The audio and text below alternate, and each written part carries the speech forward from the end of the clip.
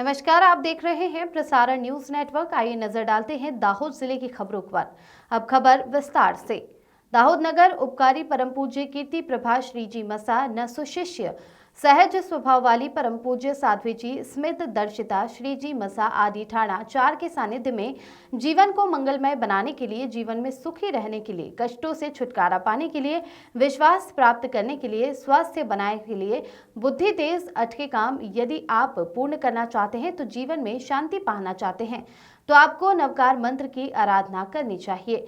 दाहोद सीमंधर स्वामी जैन तीर्थ में आशाएं श्री नवकार महामंत्र आराधना कार्यक्रम का शुभारंभ 24 दिसंबर से 1 जनवरी तक चलने वाले 9 दिवसीय कार्यक्रम में श्री सीमंधर स्वामी जैन तीर्थ दाहोद में श्री नवकार महामंत्र एवं लगातार 9 दिवसीय एकासना अनुष्ठान आज से प्रारंभ हुआ, जिसमें 65 सीमांधर तीर्थ में 9 दिनों तक एकासन व्रत रखा गया। फायदा उठाएंगे। नीलम शेठ की रिपोर्ट। आज दाहोद सकल श्री संगवती पूज्य कीर्ति प्रभा महाराज साहब जी अनुवायरती श्री स्मित दर्शिता महाराज साहब जी आदि ठाणी निश्रा में आज 24 तारीख थी 1 तारीख सुधी जे एकासनाનું આયોજન કર્યું છે। એમાં શ્રાવક શ્રાવિકાએ ઉમંગભર ભાગ લઈ અને આ પ્રોગ્રામને સફળ બનાવવાનો પ્રયત્ન કર્યો છે। આ તપસ્વીઓને શ્રી સંઘ તરફથી ઘણી ઘણી અનુમોદના लगभग 65 જેટલા તપસ્વીઓ છે જેઓ અખંડ એકાસના કરશે અને સાથે અને રોજ સવારે 1 કલાકે ઉપાસનામાં નવકાર મંત્રના અખંડ જાપ પણ ચાલુ છે। મારું નામ प्रकाश कुमार अशोकलाल बम। अगली खबर दाहोद से, जहां दाहोद शहर के इतिहास में पहली बार अंतरिक्ष प्रदर्शनी कार्यक्रम का आयोजन किया गया है। ये कार्यक्रम एप्लीकेशन सेंटर इसरो अहमदाबाद और दाहोद नवजीवन साइंस कॉलेज के संयुक्त पहल से आयोजित किया गया है। कार्यक्रम का शुभारंभ 24 तारीख को सुबह 9:30 बजे गिरधर नगर कॉलेज परिसर में किया गया। सुबह 9:30 बजे से शुरू हुई प्रदर्शनी 3 दिनों तक चलेगी। कार्यक्रम के मुख्य अतिथि दाहोद कलेक्टर योगेश निगुड़े, वरिष्ठ वैज्ञानिक परवेश सरवैया, इसरो के वरिष्ठ वैज्ञानिक बिंदल पंड्या और जिला शिक्षा अधिकारी दाहोद एसएल दामा हैं। दाहोद के मुख्य ट्रस्टी अनाज महाजन सुरेश भाई शेठानी श्री विशेष उपस्थिति में कार्यक्रम का उद्घाटन किया गया। आयोजकों की ओर से अपील की गई कि क्षेत्र और आसपास के जिलों के लोग 3 दिवसीय आयोजन का लाभ उठाएं और अंतरिक्ष प्रदर्शनी को देखें। नीलम शेठ की रिपोर्ट।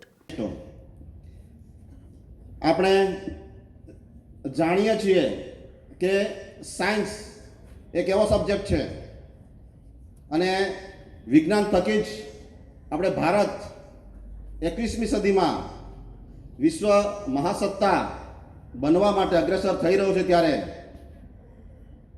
દાહોદ જિલ્લા ખાતે ઈસરોના માધ્યમથી આપણી વચ્ચે ખૂબ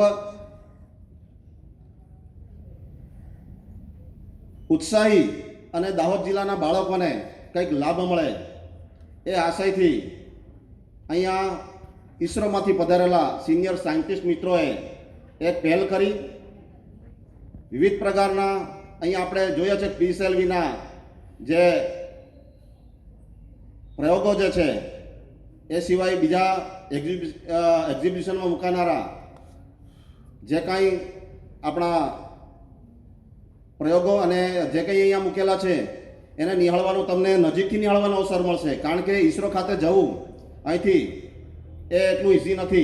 પણ જ્યારે ઈસરો આપણી આગળ આવ્યું છે, આપણી વચ્ચે આવ્યું છે, આપણી પાસે આવ્યું છે। अगली खबर भी दाहोद से, जहां दाहोद में श्री संत कृपा सत्संग परिवार सेवा ट्रस्ट एवं राम रोटी मंडल द्वारा दाहोद एवं आसपास के गांव में सनातन धर्म संवर्धन कार्यक्रम का आयोजन किया गया। इसमें द्वारका पीठाधीश्वर जगत गुरु शंकराचार्य स्वामी जी को आमंत्रित किया गया था। शंकराचार्य जी द्वारा दाहोद, मीराखेड़ी, नगराला, लीमखेड़ा आदि स्थानों पर विभिन्न कार्यक्रम आयोजित किए गए, जिनका बड़ी संख्या में भक्तों ने लाभ उठाया।